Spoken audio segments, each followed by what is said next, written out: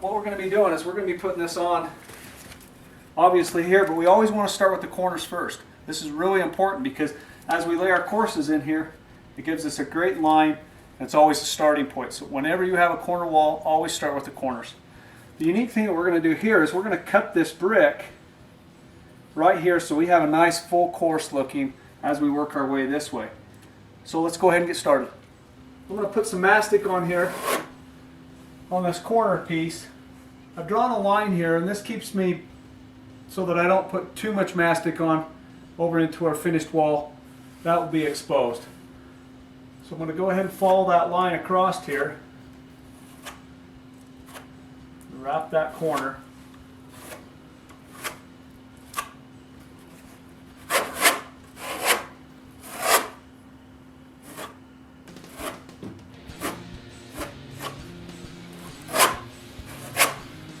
I'm going to go ahead and get some more mud on here. You want to hold that back about a 1/4 inch from the top just to keep it so messy.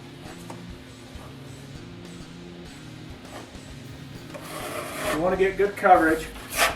Make sure you don't have any open vacant holes. The nice thing about the Brickwebb, as you push that down, that webbing seats in with this and locks it all together. Alright, so this is ready for our corner. Go ahead and grab it.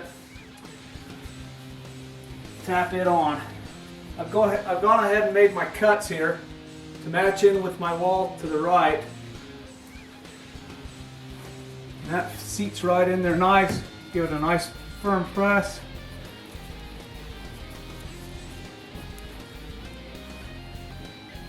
I'm going to go ahead and put up some more mud, and then I can get my full sheet in here and I'll show you how that goes in.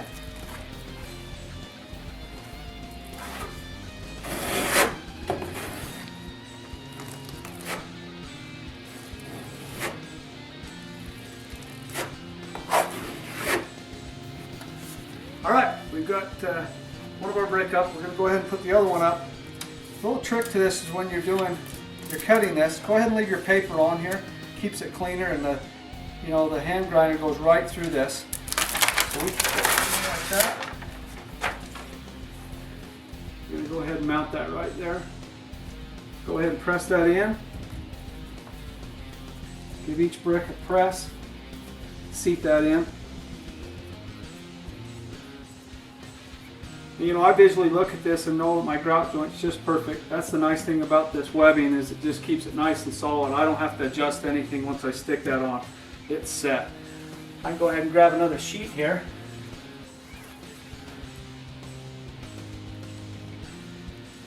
And that's ready to go. Key that right in. Give it a good press.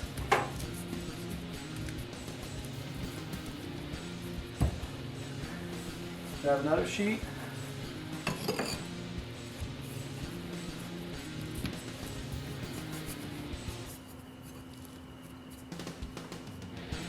Visually look at that.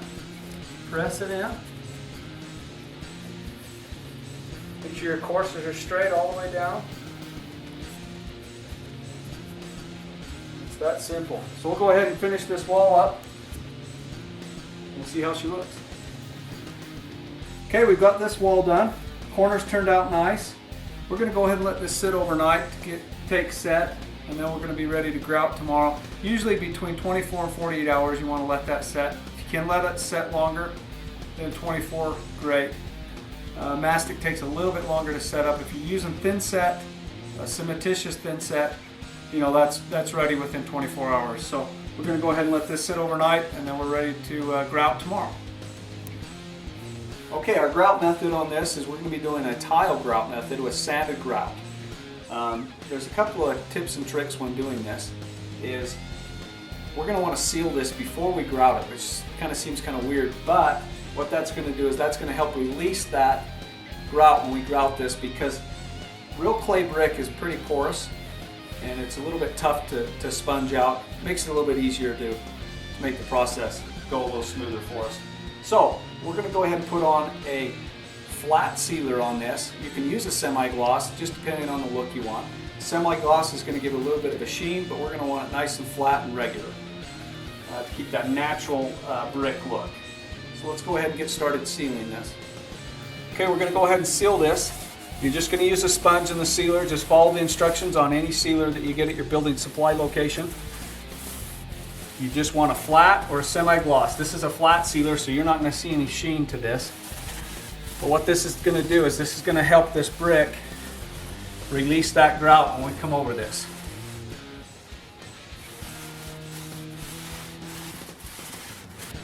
Well, we've got our brick up. It's set 24 hours. We're ready to start grouting.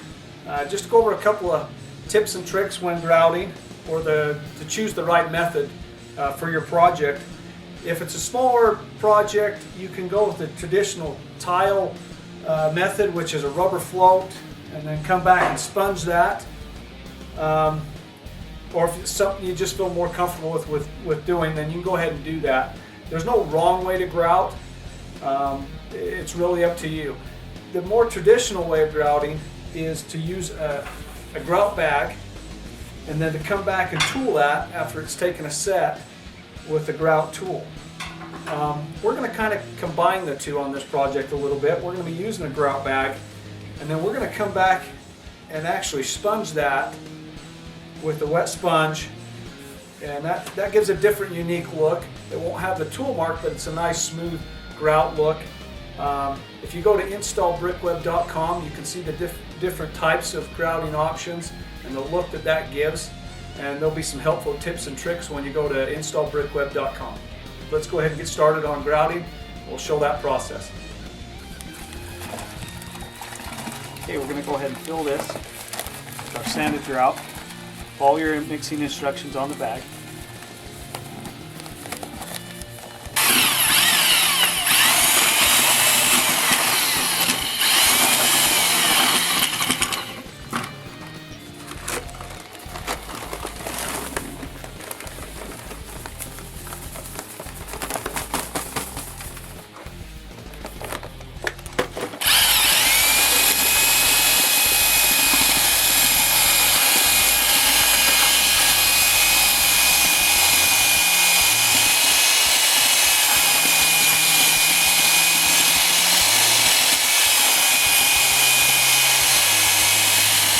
Alright, as you squeeze the grout bag and twist at the same time, the grout's going to come out like that. Alright.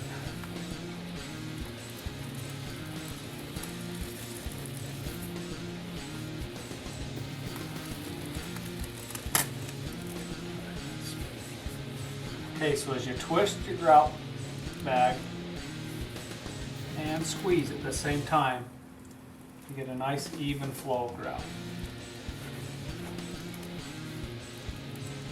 Now this is a sanded tile grout, so we're going to treat this different. The tool we're going to use to tool this is a sponge.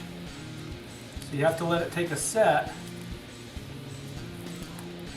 for about 15 minutes and then come back and fill it, because you're going to sponge this back in and repeat sponging until it's clean.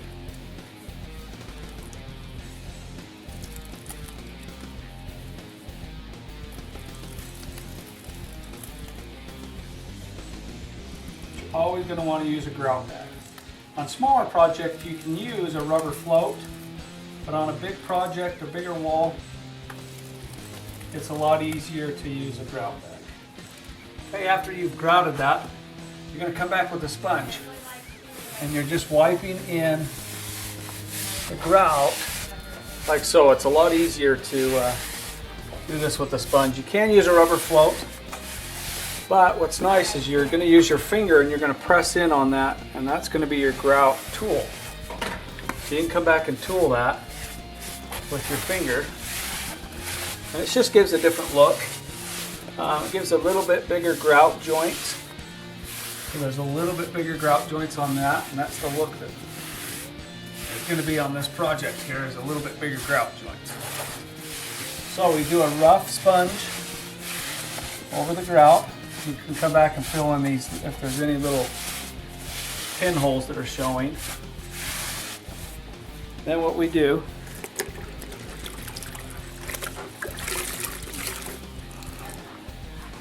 As you start going down your layers of sponging this, there's going to be about 4 or 5 layers of sponging. The color will start to come out.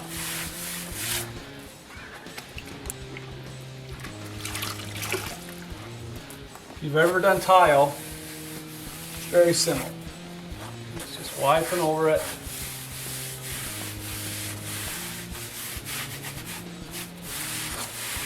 Until the color starts to come out. You're going to go through water quite a bit, so change your water out in your buckets as often as you can.